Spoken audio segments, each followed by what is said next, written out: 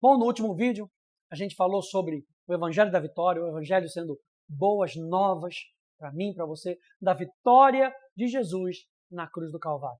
Eu quero lembrar você hoje, começando com 2 Coríntios, capítulo 4, no verso 4. Olha só o que acontece. Nos quais o Deus desse mundo cegou o entendimento dos descrentes para que não lhes resplandeça a luz do Evangelho da glória de Cristo, o qual é a imagem de Deus. Aqui está falando o Deus desse século, Satanás, cega o entendimento dos descrentes. Lembra que a gente falou sobre espírito de entendimento, espírito de revelação, para que a gente possa andar na realidade, na nossa nova realidade, como novas criaturas. As pessoas que não conhecem Jesus não têm isso. Por quê? Porque o entendimento deles está oculto, está obscurecido. E quem faz isso é o próprio Satanás, para manter as pessoas no seu domínio de morte, no seu domínio de trevas, no seu domínio de escuridão. E aqui, Paulo fala qual é a consequência dessa luz entrando.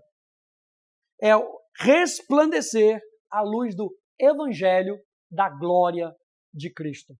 A luz do Evangelho, nós falamos na última aula sobre o Evangelho ser as boas novas, a luz do Evangelho da glória. E a palavra glória, aqui doxa, tem o sentido da fama, de ser conhecido. O que Satanás não quer? Que Jesus seja conhecido na sua vida. Que você conheça Jesus. Que você conheça Jesus a fundo. Que você tenha intimidade com Deus. O que o inimigo não quer é com que você conheça a verdade, porque ele opera pelo engano. Ele domina pelo engano. Ele é o mestre das fake news. E Jesus, ele é a verdade. Você lembra que Jesus disse, eu sou o caminho, a verdade e a vida. Ninguém vem ao Pai senão por mim. Quando a gente olha, por exemplo, lá para Moisés, a gente vê uma experiência que Moisés teve. Olha só em Êxodo capítulo 33, verso 18 a 20, nos lembra assim, então Moisés disse, peço que me mostres a tua glória.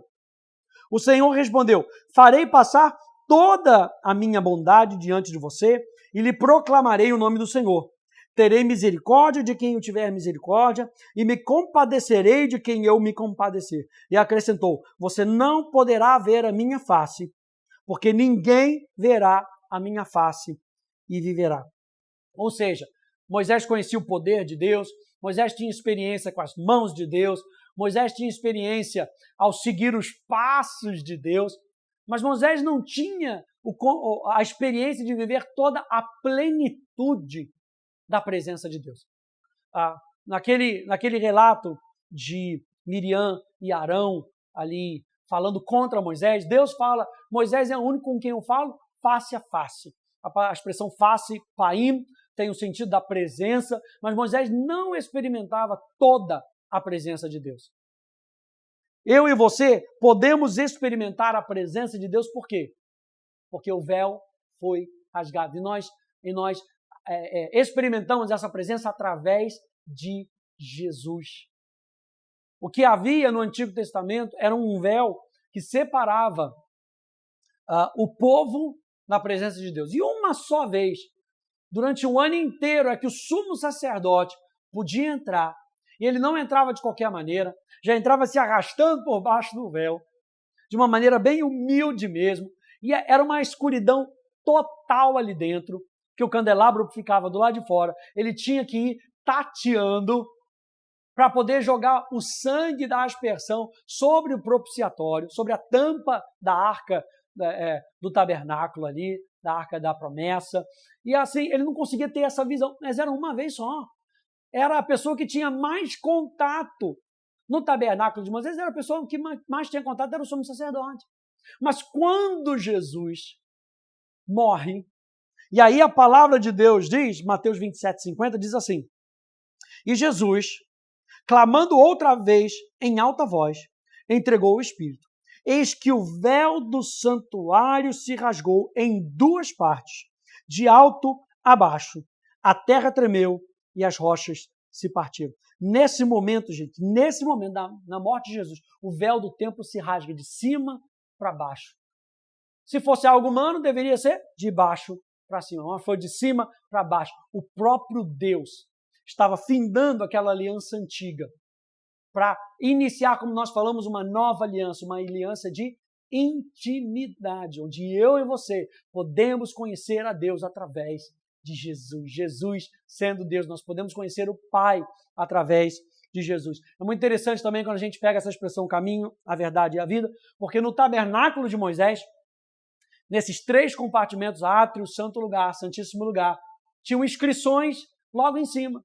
Então no átrio tinha inscrições, o caminho. No santo lugar, na entrada do santo lugar, tinha uma inscrição, a verdade. E na entrada do santíssimo lugar tinha uma inscrição, você já sabe? A vida. Jesus estava dizendo, vocês olham para o tabernáculo de Moisés?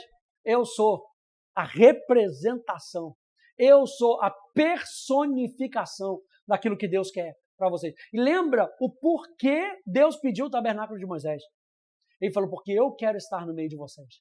Agora Jesus está dizendo, eu sou esse tabernáculo, eu sou Deus no meio de vocês. Quando você olha para o Evangelho de João, você vai ver uma particularidade do Evangelho de João, que ele representa Jesus como Deus.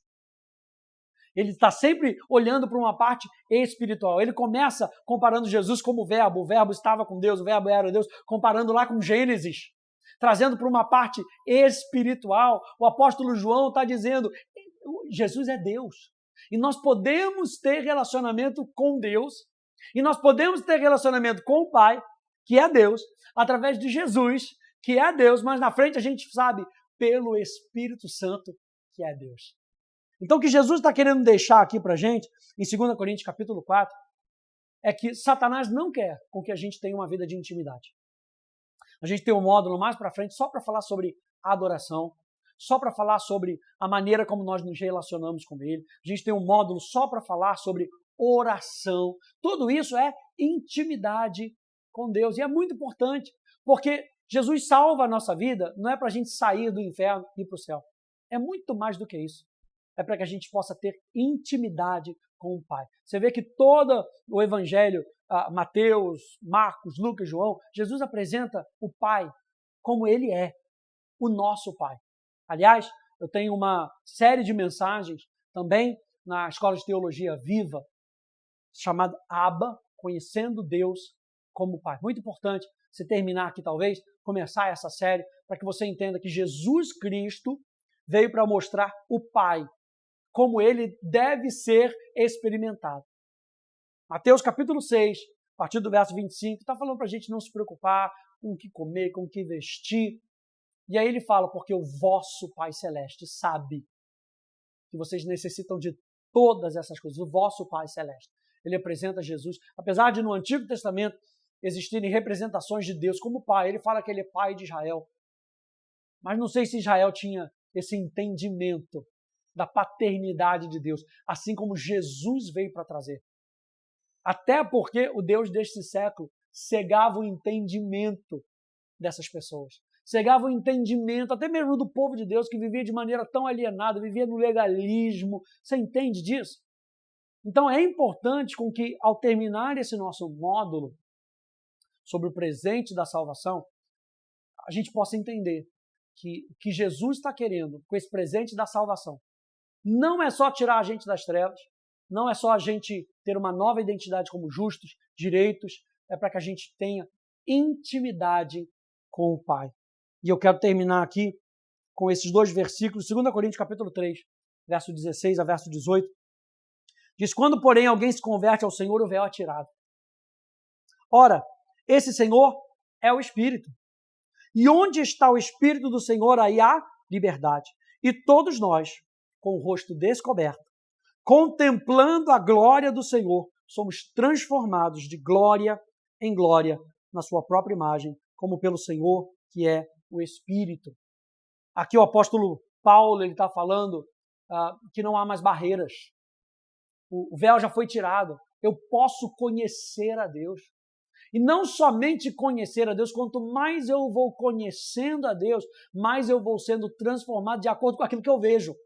Veja que o apóstolo Paulo não está falando para a gente contemplar o mundo, contemplar a glória de Deus, contemplar o caráter de Deus. E quanto mais eu contemplo quem Deus é, mais parecido com Ele ficam as minhas atitudes. Fica aquilo que eu falo, fica o meu posicionamento. 2 Coríntios 4, 6, então, para a gente terminar esse curso, diz, porque Deus que disse das trevas resplandece a luz, Ele mesmo resplandeceu em nosso coração, para a iluminação do conhecimento da glória de Deus na face de Jesus Cristo. Das trevas resplandeça a luz. Com que toda trevas que existem dentro de nós, de pensamentos errados, de hábitos errados, possam ser resplandecidos, iluminados, para que Cristo seja visto em mim e através de mim, em você e através de você. Espero que você tenha aproveitado esse curso, que o teu relacionamento com Jesus seja cada vez mais fortalecido com a base e o fundamento daquilo que Ele deixou para você de graça e com que, mediante a fé, você toma posse dele todos os dias. Que Deus te abençoe. No nome de Jesus. Tchau, tchau.